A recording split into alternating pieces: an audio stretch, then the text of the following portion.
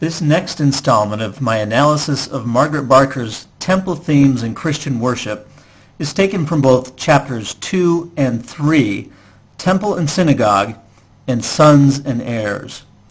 In these chapters, Barker continues with her theme of the secret temple tradition and its importance to Christianity. She looks at the importance of temple themes for the study of Christian origins, what this tradition meant for Israel's messianic expectations, and also what it meant for the Christian understanding of their own identity. There is so much great information in these chapters that I can only present a brief overview here. I highly encourage you to get a copy of this book and read it for yourself. There are many details I can't mention here that are of interest to Latter-day Saints. First of all, Barker further establishes the need to look to the First Temple, or Solomon's Temple, when attempting to study the origin of Christian worship. She notes with dismay how most scholars try to locate these origins in the tradition of the synagogue rather than the temple. Because details regarding temple worship in this formative period are hard to come by, scholars have a tendency to seek similarities between Christian worship and the worship that took place in the synagogue.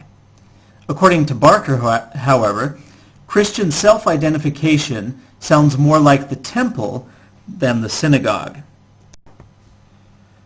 Any investigation of the origin of Christian worship must take into account the fact that Jesus was proclaimed as the great high priest, and the high priest did not function in a synagogue. That the central message of Christianity was the atonement, a ritual at the heart of temple worship. That the hope for the Messiah was grounded in the royal high priesthood of the original temple, and that the Christians thought of themselves as a kingdom of priests. The great high priest and his royal priests would have been out of place in a synagogue, and a large number of priests joined the church in Jerusalem. Jesus and his disciples after him went to the temple frequently, and its themes pervaded their language and traditions. The book of Revelation, that apocalyptic expression of Christian worship, has as its setting the heavenly temple and is replete with temple imagery.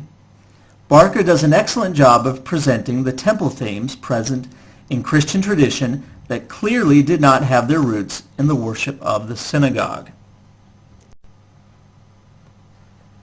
Although the temple was so important to the early Christians, Barker explains how, ironically, it is possible that Christians were soon barred from visiting the temple. Although Christ and the apostles were quite at home in the temple, there came a time when Christians were no longer welcome. Barker cites evidence that besides being expelled from the synagogues, they were also cut off from the temple, declared anathema, or cursed. How then did Christian worship involve the temple if they had no access to it? This is the topic that occupies much of the last part of chapter 2 and then chapter 3. The first obvious answer is that they carried on the temple tradition without the temple walls. Christians claim to be the true heirs to the temple tradition. They did not necessarily need to be in the temple to carry on its rituals, beliefs, and doctrines. They were the living stones of the spiritual temple, built on the foundation of prophets and apostles. Like the authors of the Songs of the Sabbath Sacrifice at Qumran, Christians could carry on a living temple liturgy without having a literal temple building to perform it in. Although the idea of the spiritual and heavenly reality of the temple was important for Christians, they did expect that they would one day have a true physical temple to worship in. Justin Martyr, in his debates with Trypho, assured him that, "I and every other completely Orthodox Christian feel certain that there will be a resurrection of the flesh, followed by 1,000 years in the rebuilt, embellished, and enlarged city of Jerusalem, as announced by the prophets Ezekiel, Isaiah, and the others." Barker reasons that because Ezekiel had given detailed instructions for the building of a new temple we can assume that Justin was looking forward to a literal rebuilding. The Christians, similar to the Jews, believed that in the future Jerusalem would be restored to glory and perfected into eternity. This included either a new temple or that Jerusalem itself would be one huge temple. In any case, Barker notes, being a spiritual temple did not mean that they did not hope for a great temple building too. The hope for a restored temple was part of the millennial hope and messianic expectation. How could a restored temple be part of the messianic expectation if, at that point, the temple still stood? Barker reminds us that Jesus cleansed the temple. This was because the temple of Jesus' time, the second temple, was corrupt. Ever since the Jews rebuilt the temple in Jerusalem, after their return from exile, many had felt it was corrupt, a false temple with a false priesthood, and looked for a restoration of the ancient true temple.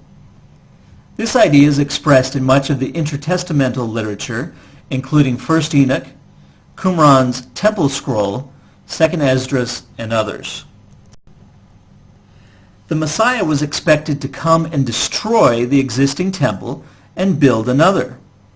Barker notes that this implies two things, that there was something seriously wrong with the second temple, and that the messianic hope was rooted in another, earlier temple. She takes John's vision of the great harlot in Revelation 17 to be a description of the corruption of the second temple. The temple was, as the great harlot, dressed in the vestments of the high priesthood, purple and scarlet, gold, jewels, and pearls, and she had a name on her forehead, Babylon the Great, a parody of the name worn on the forehead by the high priest. The harlot would be burned, a punishment reserved for harlots of the house of Aaron, the high priestly family. There is little doubt who she was, and as she burned, the saints in heaven rejoiced and sang praises to God. Although we see this as a prophecy for the last days, it is likely that John was drawing on images from his own time as a type of what would happen eschatologically.